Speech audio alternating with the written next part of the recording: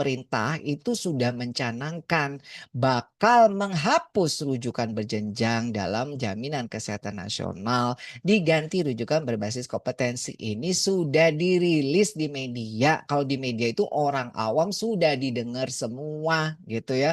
Bahkan sudah bertanya-tanya ini itu di bulan November. Jadi nggak mungkin kalau misalnya udah di blow up di media, ya pasti jadi presiden yang buruk. Karena blow up-nya di media ini bisa jadi salah satu indikator bahwa udah sampai mana kemajuan sistemmu. Nanti itu dilaporin kemana? Ke yang minjemin duit gitu ya. Karena ini kan juga harus melibatkan pasien, masyarakat sebagai juga yang penikmat nanti daripada layanan kesehatan berbasis kompetensi ini. Udah nggak lu? Udah lu sosialisasikan? Sudah. Nah, demikian ya sosialisasinya seperti ini.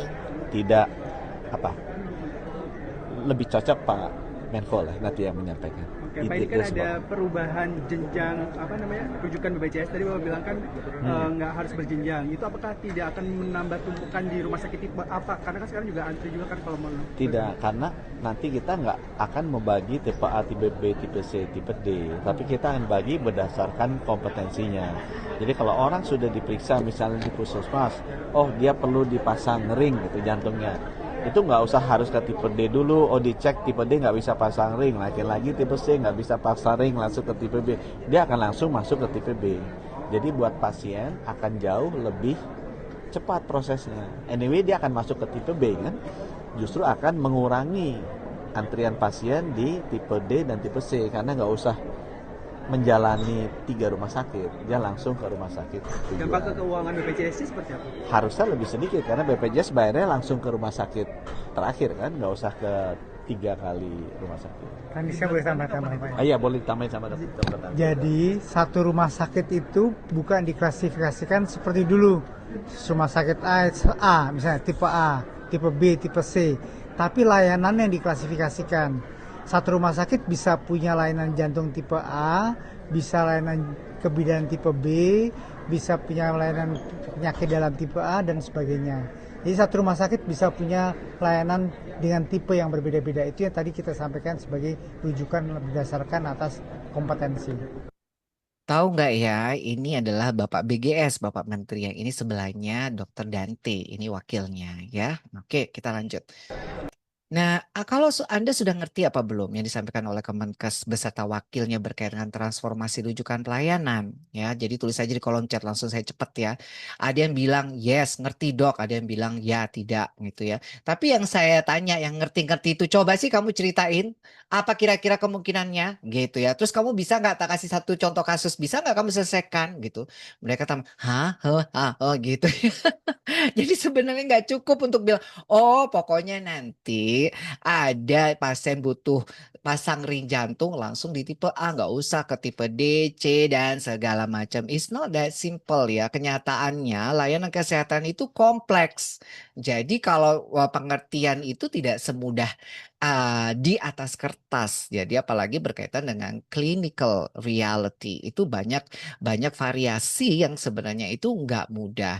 Tapi again, saya itu bukannya anti pemerintah ya, tapi saya mau bilang bahwa setelah saya beberapa kali ikut, bukan sekali ya, beberapa kali ikut sosialisasi dari Kementerian Kesehatan, Kementerian Kesehatan berkaitan dengan kebijakannya ya, yang berjam-jam itu dan diikuti oleh ribuan orang itu, menurut saya itu kayak masih banyak yang nggak jelas gitu loh. Sehingga setiap ikut itu cuma jadi frustasi ya, karena kurang jelas tapi mau ngungkapkan tuh nggak bisa, terus abis itu diskusinya nggak jelas gitu ya. Terus jadi kalau saya lihat tampang-tampang orang yang ikut-ikut juga, tampang-tampang yang bukan semangat mengerti gitu ya. Jadi saya pikir ini akhirnya jadi membuat, ada gap besar antara yang membuat kebijakan dengan pelaku yang di lapangan, dan ini menurut saya bahaya. Karena transformasi ini sekali lagi itu nggak akan mungkin berjalan dengan optimal kalau kita orang-orangnya ini yang mau diajak transformasi itu sendiri even nggak ngerti ini tujuannya untuk apa, modelnya kayak gimana dan bagaimana. Jadi maaf maafkan kalau saya sering kali bawa materi-materi ini, semakin sering saya sampaikan itu semakin bukan saya untuk cari muka, tapi semakin saya nanti memahami.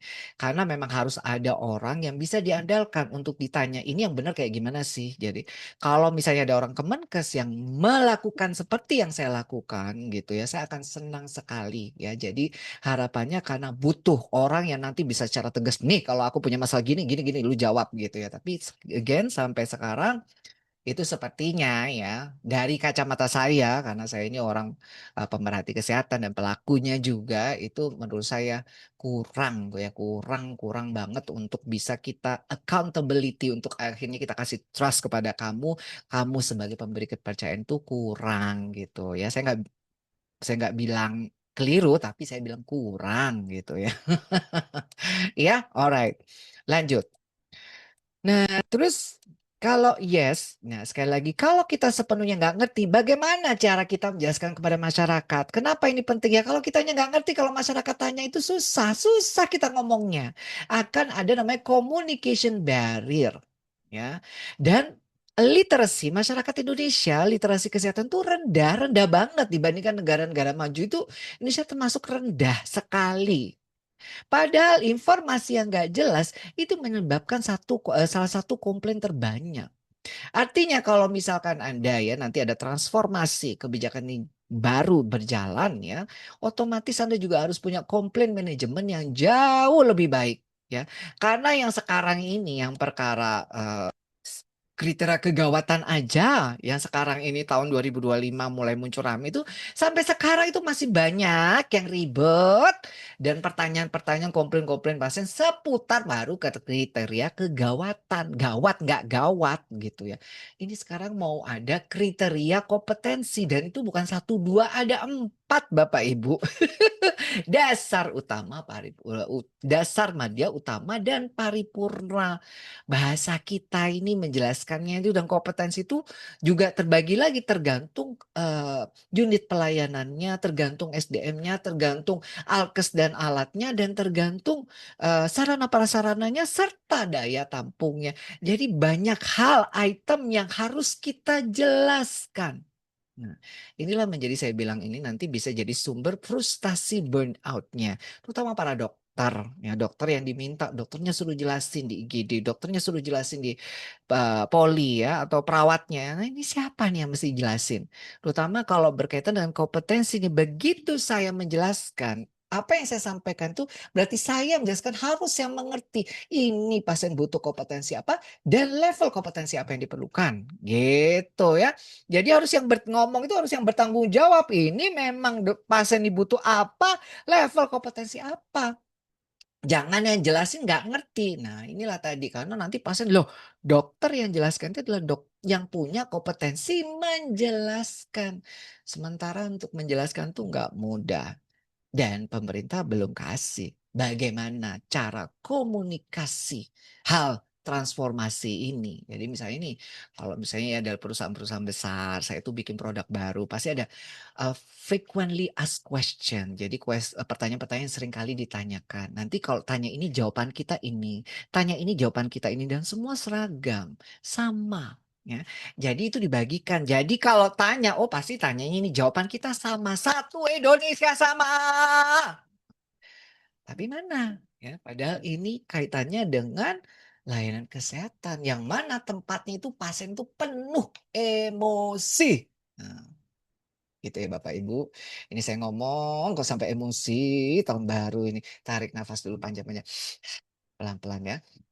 Jadi ini bukan soal semata-mata kebijakan, tapi juga soal bagaimana kita merealisasikan kebijakan itu di lapangan dan secara clinical reality ini harusnya dekat dengan situasi, problem-problem kenyataan di lapangan itu apakah akan nanti akan banyak violence ya istilahnya penyimpangan-penyimpangan atau akan banyak error di lapangan yang nanti ujung-ujungnya takutnya yang atas-atas tuh cuma bisa menyalahkan gitu ya Bapak Ibu. Tapi nggak apa-apa, udah terus nih kok kayaknya nggak sebel tapi kok sosialisasi gitu. Ya, karena ini nanti bukan untuk saya membuat Anda sebel, tapi untuk critical thinking kita. Jadi saya bukan untuk menolak, bukan juga untuk nggak peduli, tapi untuk bagaimana kita beradaptasi dengan kebijakan baru ini ya. Namanya beradaptasi, kita sebagai manusia itu punya critical thinking. Nah, harapannya saya berbagi ini untuk Anda nanti terbekali dengan bagaimana sih beradaptasi dengan kebijakan baru. Critical thinking saya apa dan apa yang harus saya lakukan dimulai di awal ini saya sudah harus mikir apa gitu ya. Harapannya demikian ya Bapak Ibu sekali lagi ya.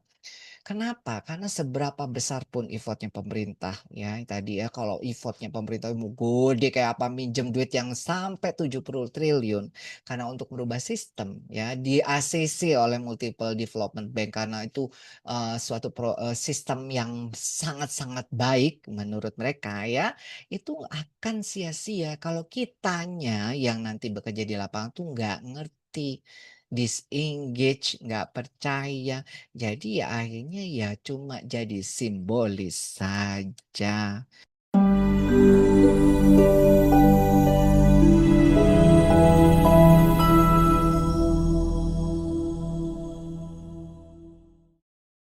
Ya sayang karena nanti kan ya sayang lah ya. Ya jadi gimana ya? Ya maksudnya begitulah ya. Tanggung jawab kita sebagai orang medis, orang kesehatan tuh punya tanggung jawab moral untuk menjaga bangsa ini. Kenapa dokter Rusdi terlalu klise ya? Ya gimana lagi ya, cuma ini satu-satunya platform yang buat saya itu mengeluarkan unek-unek saya, karena dulu saya pernah menulis dan ternyata malah, ada teguran-teguran yang membuat saya itu merasa nggak nyaman. Jadi dengan webinar ini saya bisa ngomong bebas ya, walaupun sekarang itu pelan-pelan saya mulai berani upload-nya di YouTube ya, pelan-pelan meskipun udah saya cut segala segala macam, meskipun itu lebih ngerepotin saya lagi, tapi ya udah, suatu waktu ya kita memang harus silence itu adalah justru akan, keselamatan pasien itu akan dipertaruhkan. Jadi kalau diam, itu berarti itu justru malah membahayakan keselamatan pasien. Jadi bicara ya sesuai dengan data ya, itu justru akan, baik untuk keselamatan pasien kita. Jadi kalau yang dulu saya takut ya, itu saya nggak tahu karena saya nggak punya alasan besar, terutama takut nanti, "Ah, Rusdi lu ngomong gini gitu-gitu," atau omongan negatif lagi. Tapi dulu, sekarang saya berani bukan karena untuk saya, tapi karena untuk keselamatan pasien. Jadi arahnya ke situ. Jadi kalau ada yang ngomong-ngomong, "Iya begini." Enggak, saya peduli keselamatan pasien, udah satu titik, satu kalimat gitu aja, terserah bagaimana cara menginterpretasikannya. Jadi kalau Bapak Ibu duduk di, leader-leader sebagai leader di institusi, rumah sakit atau dinas kesehatan, yang pertama adalah apakah kebijakan ini, akan memberikan resiko terhadap keselamatan pasien-pasien kita, gitu ya. Yang mana keselamatan pasien kita itu tidak mungkin ya dipisahkan dengan keselamatan dan kesejahteraan kita sebagai petugas medis, petugas kesehatannya. Gitu ya. Jadi keselamatan pasien yang mana itu nggak akan mungkin bisa dipisahkan oleh keselamatan dan kesehatan, kesejahteraan kita sebagai pemberi layanan kesehatannya. Ya udah gitu ya. Jadi kalau apa yang membuat kita itu takut, apa yang membuat kita itu ragu, nggak pede, apa yang membuat kita itu nggak bisa keluar potensinya itu sebenarnya membahayakan keselamatan pasien kita. Itu ya. Nah, jadi panjang lebar. Bodoh deh. Lanjut. Nah, jadi sekarang ini kondisinya rumah sakit kan tipe A, B, C, D ya. Ada rumah sakit umum, rumah sakit khusus. Juga demikian ada tipe A, B, C kalau rumah sakit khusus. Di tipe-tipe ini berdasarkan jumlah bednya biasanya sekian. Di mana ini sampai sekarang masih berkaitan juga dengan izin operasionalnya. Kalau tipe A izinnya langsung dari Kemenkes, tipe B oleh Dinkes provinsi, tipe C atau D itu dari Dinkes kota atau kabupaten. Ya, ini kondisi yang sekarang. Nah, dengan sistem berbasis rujukan itu yang tadi amanah undang-undang setelah di-assessment ya ternyata sistem rujukan yang berjenjang itu berdasarkan jumlah tempat tidur dan jumlah SDM secara umum. Ibaratnya itu kalau orang Kemenkes sih mungkin Bapak Budi, "Ya ampun jadi selama ini," gitu ya. Ternyata setelah di-asesmen itu, nah mungkin nggak ada yang bisa jawab. Jadi ternyata rujukan yang berjenjang itu dari tipe D, tipe B, ke C, B, dan A itu cuma berdasarkan jumlah bednya gitu. Malu dong, merah dong kita dokter digituin. Iya juga ya. Bukan berdasarkan level kompetensinya gitu ya. Karena ternyata setelah cek-cek ternyata rumah sakit tipe A di sana, rumah sakit tipe A di sana, rumah sakit tipe A di sana, rumah sakit tipe B di sana, rumah sakit tipe B di sana. Setelah di assessment kelasnya sama tapi kualitas kompetensinya, level kompetensinya berbeda. Yang sama cuma jumlah bednya. Nah, tambah merah lah kita gitu ya. Karena nggak ada yang bisa jawab gitu ya.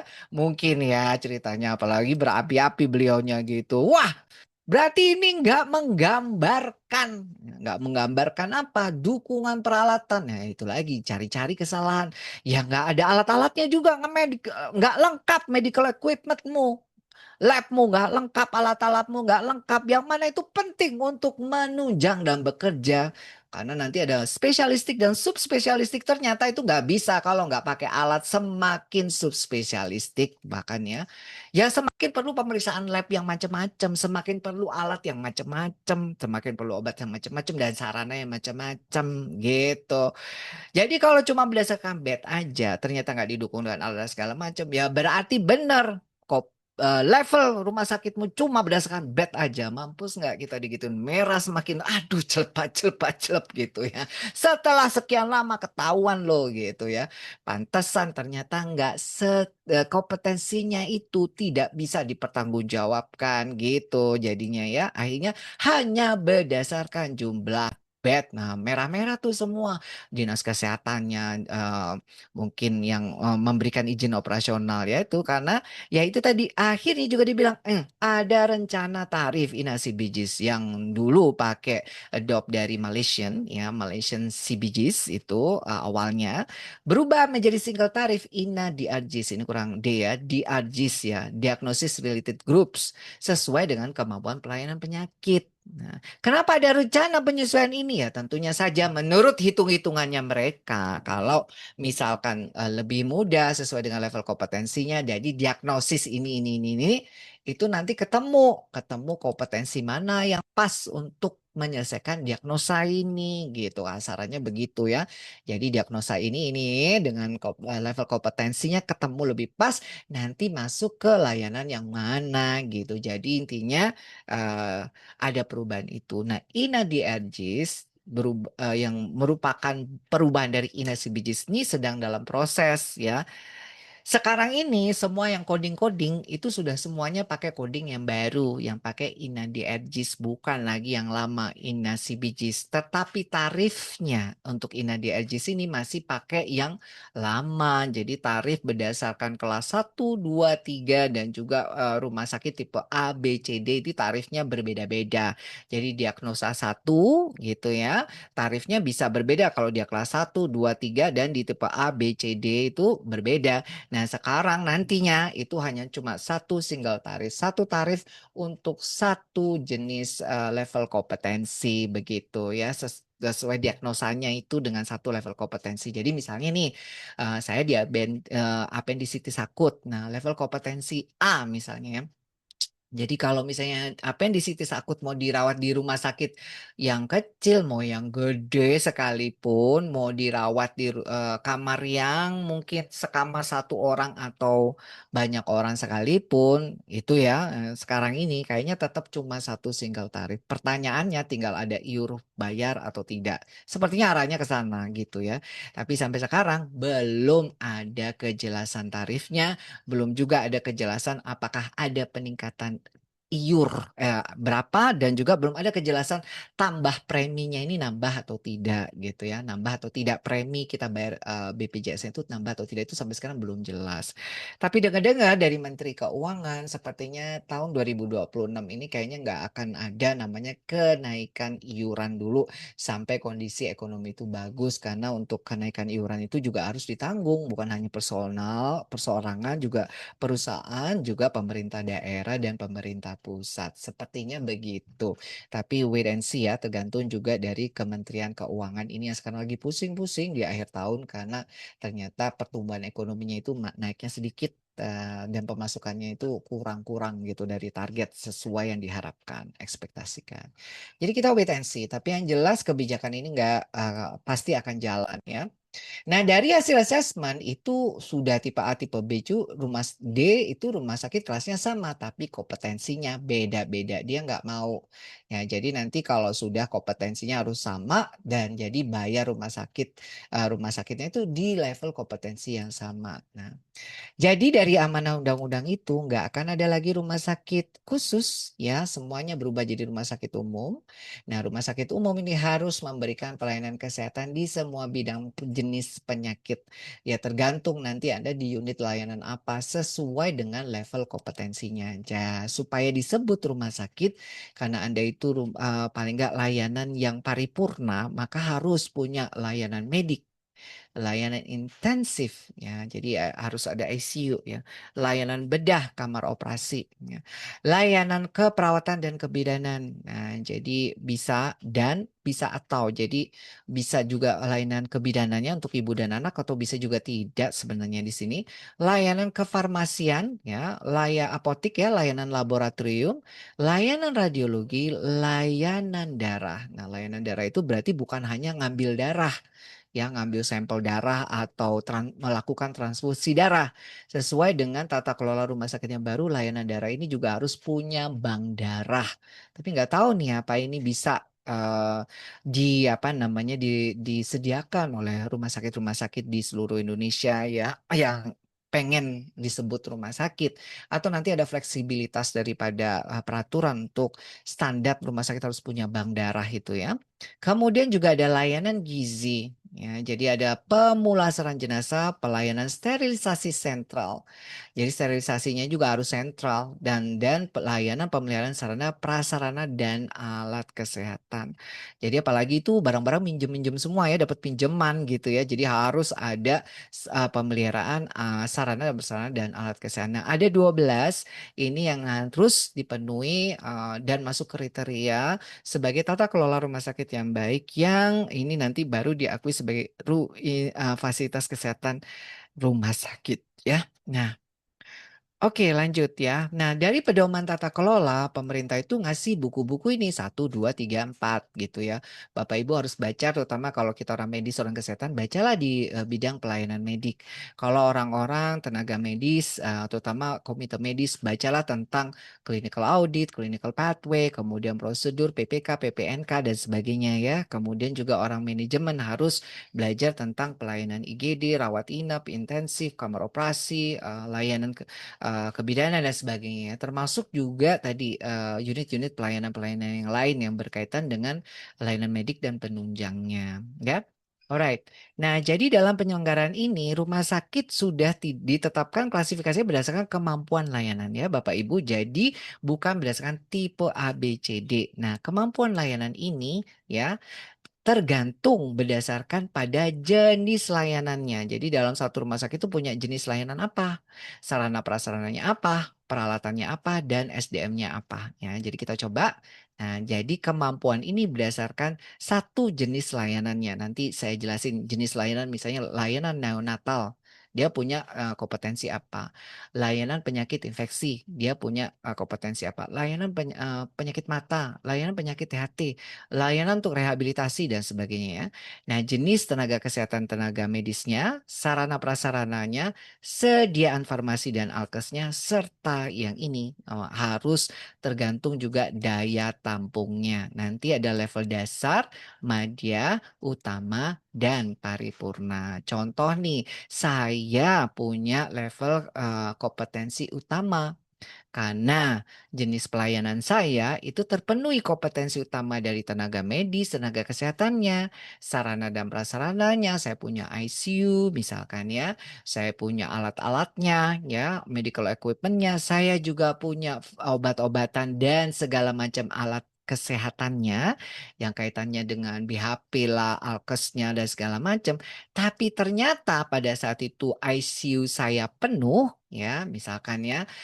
Maka bagaimana? Ya, maka ya ini dianggap pada saat itu ya tidak bisa memberikan layanan yang sesuai dengan level kompetensinya. Jadi juga Bapak Ibu di rumah sakit tertentu sekarang ini jadi peluang atau jadi tantangan, Dok. jadi peluang. Yang jadi peluang adalah rumah sakit yang paham tentang bed management, manajemen tempat tidur. Ya, manajemen untuk terutama tempat tidur ya, yang dibutuhkan sebagai bagian daripada daya tampung itu sendiri. Ya, contoh nih, aduh aku tenang nih rumah sakit keren ya, rumah sakit di level rumah sakit pemerintah misalnya, rumah sakit provinsi, saya tipe utama. Waduh, kalau petang-petang petenteng ya dan segala macam. Tapi ternyata itu nggak akan jadi peluang kalau Anda cara mengatur daya tampungnya itu tidak bagus, bed management Anda nggak bagus ya.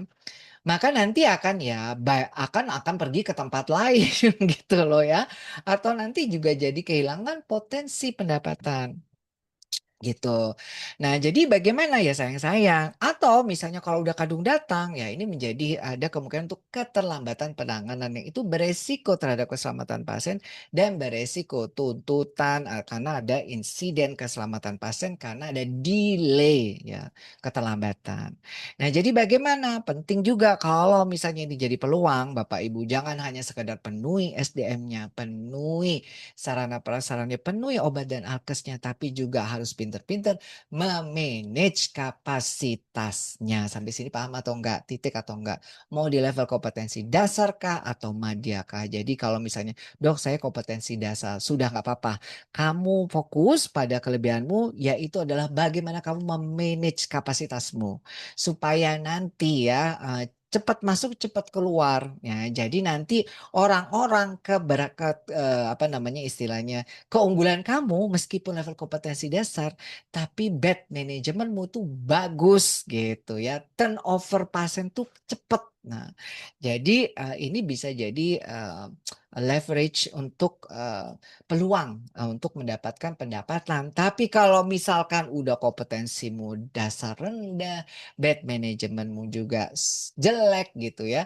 Jadi daya tampungmu juga sering-sering penuh karena ada macet, ada block, jadi namanya exit block kah atau ada crowding yang menyebabkan blocking ya. Jadi nanti akan kurang potensi pendapatannya atau malah justru kehilangan pendapatannya gitu ya.